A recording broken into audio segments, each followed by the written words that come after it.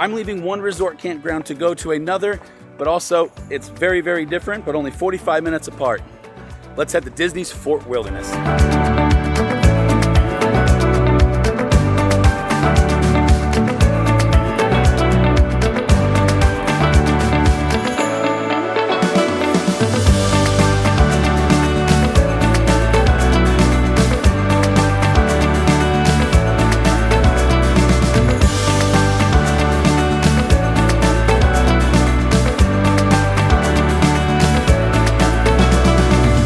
And just like that, we are set up at Fort Wilderness. Now, in this video, I'm going to go through the campground. Is it worth it for a few nights? Is it better than a hotel? Because I've got a lot of experience in those.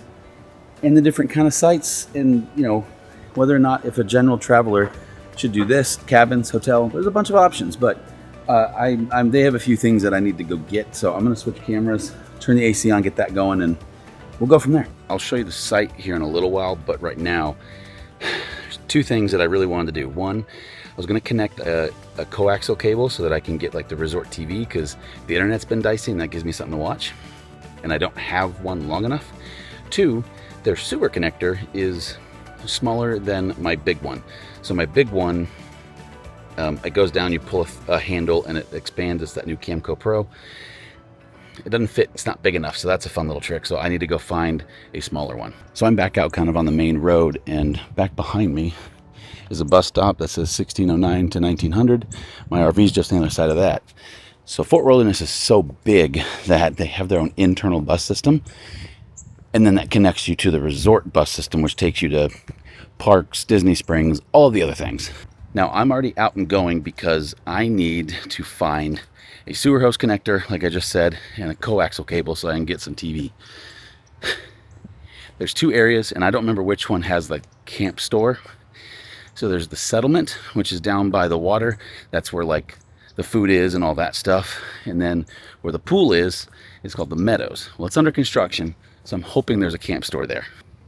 So yeah, they are completely redoing all of that, which will be cool when it's done. Now, with that being said, I might not be able to get in there, and then I don't 100% know how to get over to the camp store that I'm trying to get to, because I think that's shut down. All right, well, I immediately regret walking because both ways into where I'm trying to go were closed. So that's a fun little trick. So apparently I'm going to take a little jaunt and get my steps in today. So fun fact, this detour that I'm taking to get to where I'm trying to go is actually the loop that Lauren and I stayed in 2 years ago, about the same time of year, that we literally only stayed here for one night. So hooray us. So the good thing is as I take this little walk, I'm going to show you around the campground just a little bit in case you're thinking about staying here. And the question is going to be is it really worth it versus a hotel or even a cabin? So this is the campfire area. You can see they got a big screen up there. There is a actual campfire right there and a bunch of seating. They do all kinds of stuff, sing-alongs, you name it.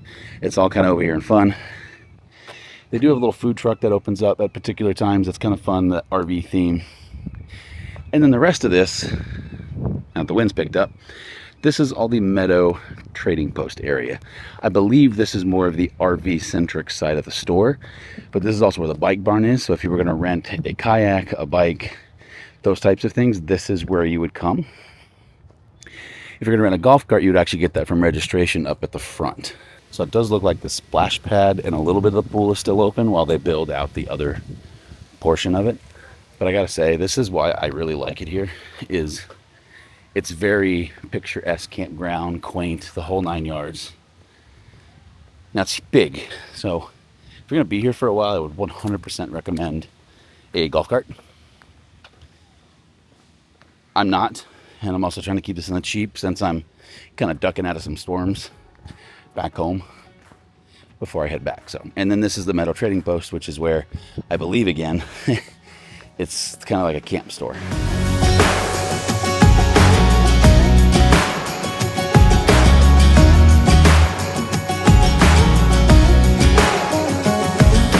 Loot acquired, way too expensive. Probably should have Amazoned it, but I didn't.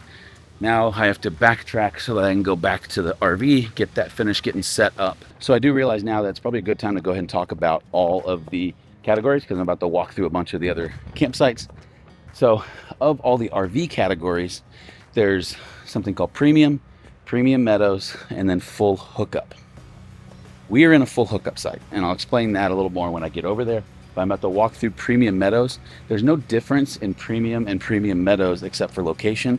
Meadows is located by the Meadows Trading Post, and the regular premium's a little closer to the settlement, which is down somewhere we have not explored yet. A premium site, whether it be meadows or standard, is a 70-foot concrete pad, and it is full concrete, has a slightly bigger table, as you can see back there, and again, is in a prime location depending on if you picked a standard premium site or a meadows premium site.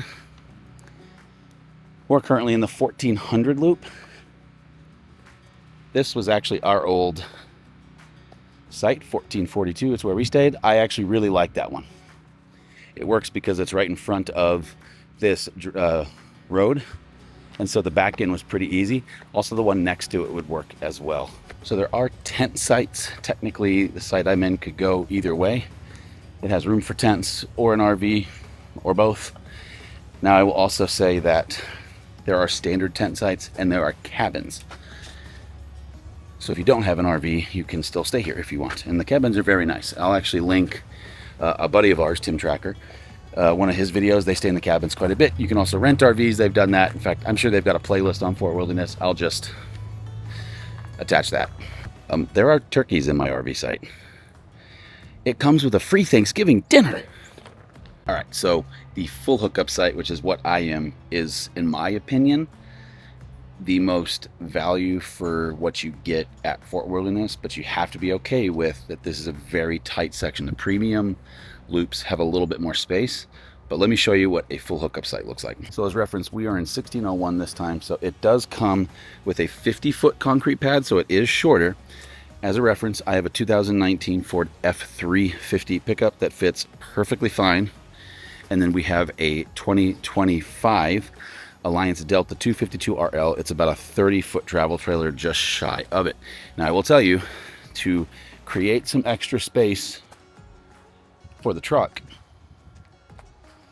I 100% put my rear stairs into this area here. So one of the benefits of having a site like this is we do have the concrete pad, but then we also have this kind of gravel pad back here. So like if you had a smaller travel trailer or something a little different, you could still put a tent back here because the tent sites look like this. Now the difference in this and a tent site is there's only enough room for a vehicle on the pad, whereas I have an RV.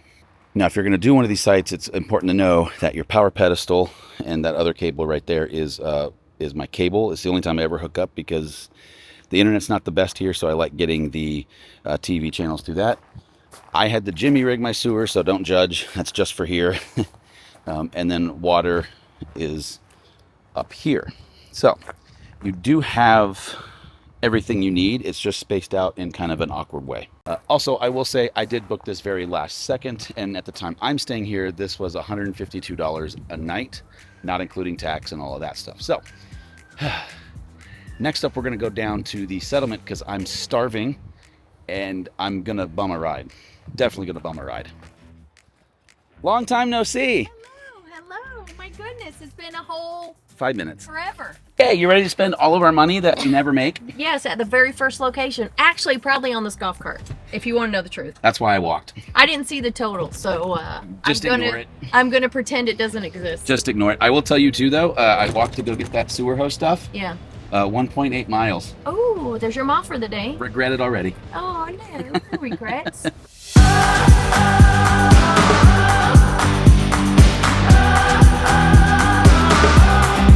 Well, some time has passed, and to be quite frank, I took a little nap, got a little bit of work done. There was a lot going on this last week, but now we're going to head down to the last bit of Fort Wilderness that we have not seen quite yet. I started to talk about this earlier too, but there is a inside the Fort Wilderness bus system that will take you to certain spots. I'm going to use it to get down to the settlement area, which is the furthest of all the things I want to accomplish today from me. So this is what's known as the settlement area. So this is where you're going to have Pioneer Hall, which is home to Hoop-de-Doo Review, Crockett's Tavern, Trails, and Restaurant. On here you do have the trading post, which is going to be a similar store to the Meadow Trading Post. It's kind of like camp gear, some gifts, that kind of stuff. You also have Clementine Beach, which is where you can watch the fireworks from Magic Kingdom, as well as the dock that gets you to Magic Kingdom.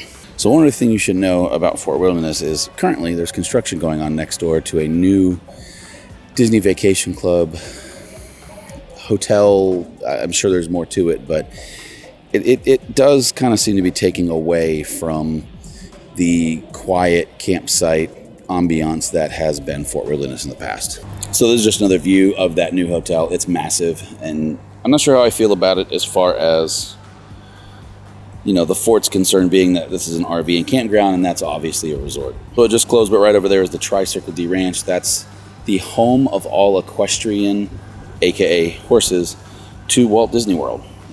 That's Lauren's favorite spot in the entire place here.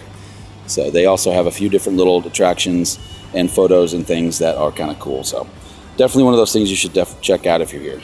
So at the end of the day, is Fort Wilderness worth it?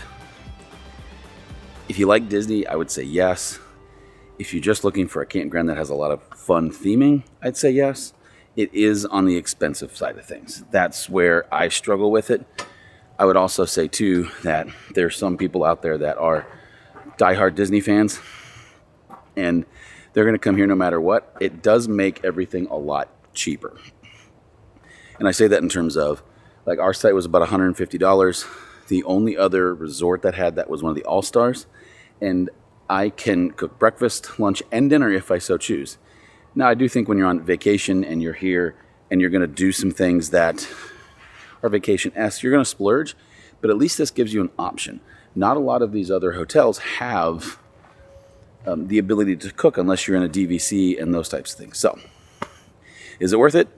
I would say yes for us, in moderation, because we want to see a bunch of things. We're also not going to come to Disney every single year. If you like this video, you're probably going to really like this one. We did one night here before. It was chaos. Make sure and stay tuned next week, because I'm about to start that video right now, and let's just say it's a group effort. See you next week.